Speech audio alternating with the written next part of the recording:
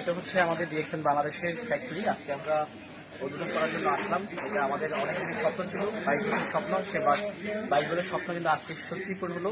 DXN কথা দিয়ে কথা রাখে, সেটা আজকে প্রমাণ। এরকম সারা পৃথিবীতে 27টা ফ্যাক্টরি আছে ডিএক্সএন এর। ডিএক্সএন বাংলাদেশে কিন্তু সেই জায়গায় কিন্তু নাম লিখিয়েছে। বাংলাদেশে কিন্তু এই প্রথম ইন্টারন্যাশনাল ডাইরেক্ট সেলিং কোম্পানি বাংলাদেশের নিজস্ব জায়গায় ফ্যাক্টরি করেছে। তারা কিন্তু কন্ট্রাক্ট ম্যানুফ্যাকচার না, তারা কিন্তু নিজস্ব জায়গায় তারা কিন্তু ফ্যাক্টরি করেছে।